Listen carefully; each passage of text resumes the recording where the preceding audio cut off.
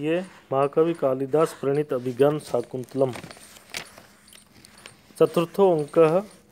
शकुंतला की विदाई हो रही है। कण्व ऋषि उन्हें उपदेश देते हैं कि सा त्वमित पति कुलम प्राप्य है, वह तुम यहाँ से पति गृह में पहुँचकर, और इस तरह से कण्व ऋषि उपदेश देते हैं। शुश्रूषस्व गुरुन कुरु प्रिय सखी वृत्तिम स पत्नी जने भर्तुर्विप्रकृतापि रोषणतया मा स्मः प्रतीपम गमः भूयिष्ठम भव दक्षिणा परिजने भाग्ये अनुत्सेकनिकी यान्त्येवं गृहिणी पदम युवतयो वामा कुलस्याधः। अर्थात गुरुओं की शुश्रूषस्व सेवा करना, सपत्नी जने प्रिय सखी मृति, सपत्नी जनों पर प्रिय सखी के समान व्यवहार करना, विप्रकृता अपि तिरस्कृत होने पर भी रोषणतया रोष के कारण भर्तु प्रतिपमम पति के प्रतिकूल मत जाना, परिजने अपने आश्रित सेवक वर्ग पर, भूष्ठम दक्षिणा भव बहुत अधिक उदार बनो, भाग्नेशु उच्च पद प्राप्ति आदि अपने भाग्य पर अनुत्सेकनी अभिमान न करने वाली बनो। एवं युवतः इस प्रकार आचरण करने वाली युवतियाँ गृहिणी पदम न यान्ति गृहलक्ष्मी या सुगृहिणी पद को प्राप्त होती हैं। वामा इसके विपरीत आचरण करने वाली कुलस्य आधः मानसिक व्यथा का कारण होती हैं। उक्त श्लोक में पति गृह गमन काल पर शकुंतला को अनुशासित करते हुए महर्षि कण्व कहते हैं कि तुम अपने पति के घर में जाकर वहाँ सास ससुर की आदि गुरुजनों की सेवा करना, अपनी सौतों के साथ प्रिय सखी जैसा व्यवहार करना, कभी किसी कारणवश अपमानित होने पर भी क्रोध में आकर पति के विपरीत आचरण मत करना, अपने आश्रित जनों पर उदारता दिखाना और अपने सौभाग्य पर कभी अभिमान मत करना तथा भाग्य से जो प्राप्त हो गया है उसे विनम्रता से स्वीकार करना। इस तरह का आचरण करने पर स्त्रियां अपने घर की लक्ष्मी मानी जाती हैं, लेकिन इसके विपरीत आचरण करने वाली तो पिता के कुल और पति के कुल दोनों ही के लिए मानसिक व्यथा का कारण बन जाती हैं। वस्तुतः महर्षि कण्व का यह अनुशासन ग्रस्त जीवन में प्रवेश करने वाली प्रत्येक युवती के लिए अवश्य पालनीय था। चतुर्थ अंक के 4 सर्वश्रेष्ठ श्लोक में से यह श्लोक एक है। इसमें महर्षि कण्व की लौकिक दक्षता का व्यवहारिक पक्ष समाविष्ट उजागर हुआ है। शास्त्रानुकूल सुंदर कथन होने से यह उपदिष्ट नामक नाटकीय लक्षण है। उपदिष्टम मनोहारी वाक्यम शास्त्रानुसारतः। प्रस्तुत श्लोक में वामा स्त्रियों पर आदित्य का आरोप होने से रूपक अलंकार, वामा स्त्रियों को आदि का कारण बतलाने से हेतु अलंकार, चतुर्थ चरणगत सामान्य अर्थ सहनीय पूर्ववर्ती चरण त्रयगत विशेषार्थ का समर्थन होने से अर्थांतरन्यास अलंकार, सपत्नी के प्रति सखी के समान व्यवहार करना रूप असंभव वस्तु संबंध वर्णन से निदर्शना अलंकार है, और इन सब में परस्पर निरपेक्षतया संसृष्टि अलंकार है। उक्त श्लोक में वैदर्भी रीति, प्रसाद गुण और शार्दूल विक्रीडित नामक छंद है। आगे कहते हैं कि गौतमी का क्या विचार है इस उपदेश के संबंध में। गौतमी कहता है, इतना ही वधुओं के लिए उपदेश है, जितना जो कुछ आपने कहा है वह उतना ही वधुजनों के लिए उपयुक्त है। काश्यप कहते हैं, पुत्री मुझसे और सखियों से गले मिलकर मिलो। तात क्या यहीं से मेरी प्रिय सखियाँ प्रियमदा और अनसुया लौट जाएंगी? काश्यप कहता है कि इन्हें भी देना है, अर्थात इन दोनों का विवाह करना है, इसलिए इनका वहाँ जाना उचित नहीं है। शकुंतला पिता से लिपटकर, मैं किस प्रकार पिता की गोद से छूटी हुई मलय तरु से उखाड़ी गई चंदन लता के समान दूसरे देश में जीवन धारण करूंगी।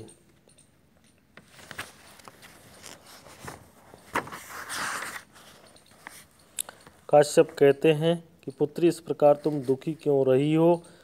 अभिजनवतो भर्तुश्लाघे स्थिता गृहिणी पदे विभव गुरु भी कृत्यस्तस्य प्रतिक्षण आकुलः तनय में अचिरातः प्राचीवार्क प्रसूय च पावनम मम विरहजाम न त्वं वत्से शुचम गणयिष्यसि। वत्से हे पुत्री, तुम अभिजन्मतः सत्कुलोत्पन्न भर्तु पति के श्लाघे प्रशंसनीय गृहिणी पदे गृहस्वामिनी अर्थात महारानी के पद पर स्थिता अधिष्ठित होती हुई तस्य विभव गुरु भी इसके ऐश्वर्य के कारण कृत्य यज्ञोत्सवादि कर्मों के द्वारा प्रतिक्षणम आकुला हर समय कार्य व्यस्त होती हुई शीघ्र ही प्राची पूर्व दिशा पावनम अर्कम एवं जगत को पवित्र करने वाले सूर्य की तरह पावनम तनयम निष्कलंक पुत्र को उत्पन्न करके मम विरहजाम सुचम मेरे विरह से उत्पन्न दुख को न गणयस्यसि नहीं गिनोगी अर्थात भूल जाओगी। शकुंतला दुखी होकर कहने लगी कि मैं दूसरे देश में कैसे जीवन धारण करूंगी। उसके कातर कथन को सुनकर महर्षि कर्ण उसे आश्वस्त करते हुए कहते हैं कि तुम अपने सत्कुल उत्पन्न पति के प्रशंसास्पद गृहिणी पद पर अधिष्ठित होकर उसके ऐश्वर्यपूर्ण महत्वशाली यज्ञोत्सवादि कार्यों में प्रतिक्षण व्यस्त रहोगी तथा शीघ्र ही निष्कलंक एवं धर्मपरायण पुत्र को उसी प्रकार जन्म दोगी जिस प्रकार पूर्व दिशा जगत पावन सूर्य को उत्पन्न करती है। इस प्रकार तुम मेरे विरह से हुए दुख को भूल जाओगी। उक्त श्लोक में पूर्णोपमा काव्यलिंग समुच्चय श्रुति वृत्ति अनुप्रास हैं। हरणी नामक छंद है। इसका लक्षण पहले हम बता चुके हैं। आगे शकुंतला पिता के पैरों में गिरती हुई और चरण वंदना करती है। काश्यप और भी कण्व ऋषि और भी उससे कहते हैं कि भूत्वा चराय चतुरंत मही सपत्नी दस्वंतिम प्रतिरथम तनय निवेश्य भर्त्रा तदर्पित कुटुंब भरेण सार्धम शांते करिष्यसि पदम पुनः आश्रमे अस्मिन्ह। अर्थात चिराय बहुत समय तक चतुर अंतमही सपत्नी भूत्वा चारों समुद्रों तक विस्तीर्ण पृथ्वी की सपत्नी बनकर अप्रतिरथम जिसका कोई प्रतिद्वंदी न हो ऐसे अद्वितीय महारथी दौष्यंती तनयम दुष्यंत से उत्पन्न अपने पुत्र को निवेश राज सिंहासन पर स्थापित करके तद अर्पित कुटुंब भरेण उस पर कुटुंब के रक्षण पोषण का भार समर्पित करने वाले भर्त्रा सार्धम पति के साथ तुम शांते अस्मिन आश्रम में तुम शांत इस आश्रम में पुनः पदम करिष्यसि फिर अपना निवास स्थान बनाओगी। शकुंतला ने महर्षि कर्ण से पूछा कि कब मैं पुनः इस तपोवन को देखूंगी। इसके प्रत्युत्तर में कण्व ऋषि कहते हैं कि तुम बहुत समय तक चक्रवर्ती सम्राट की महारानी पद पर रहकर अपने अद्वितीय महारथी दुष्यंत पुत्र को राज देकर और उसी को परिवार आदि का समस्त भार अर्पित कर अपने पति के साथ पुनः इस तपोवन में आकर रहोगी। अर्थात वृद्धावस्था होने पर वानप्रस्थ आश्रम में तुम यहाँ आकर रहोगी। प्रस्तुत श्लोक में भारतीय आश्रम व्यवस्था की ओर संकेत किया गया है। प्राचीन काल में वृद्धाश्रम आने पर राजा लोग पत्नी सहित वानप्रस्थ आश्रम अपनाकर वन में निवास करते थे। उक्त श्लोक में अलंकार वस्तु से रूपक अलंकार माला दीपक काव्यलिंग अलंकार हैं और वसंत तिलका नामक छंद है।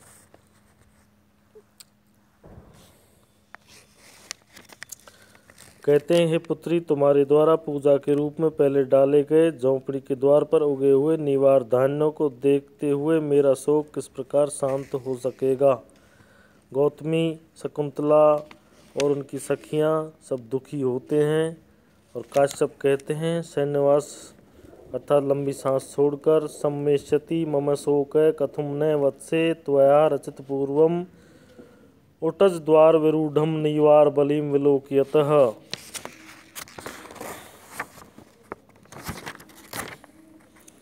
इस प्रकार वो उन्हें विदा करते हैं और कहते हैं कि जाओ, तुम्हारा मार्ग कल्याणकारी हो। शकुंतला और उसके साथ जाने वाले सारंगव आदि प्रस्थान करते हैं।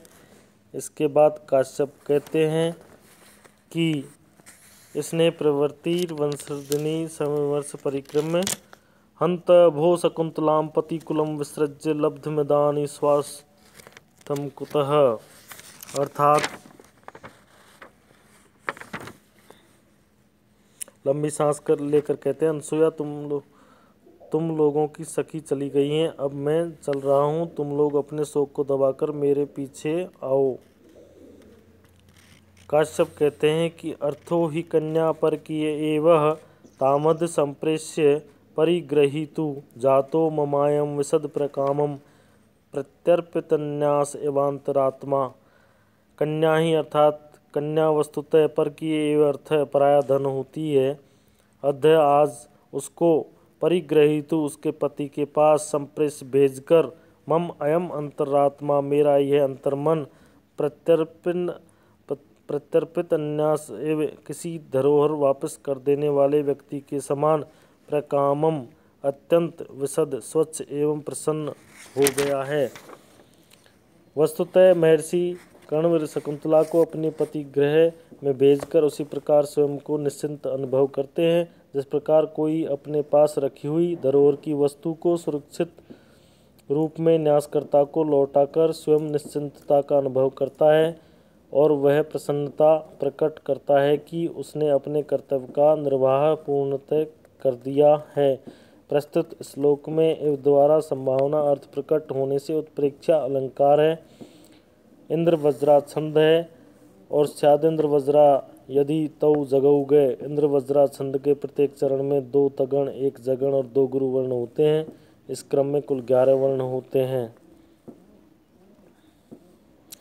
चतुर्थ अंक में कणों के प्रवेश के अनंतर शकुंतला विरहितम शून्य में तपोवनम कथम प्रविशाव तक करुण रस ध्वनित हुआ है। इस अंक में भारतीय संस्कृति के अनेक आदर्शों का समावेश द्रष्टव्य है। अतः चतुर्थ अंक समाप्त। धन्यवाद।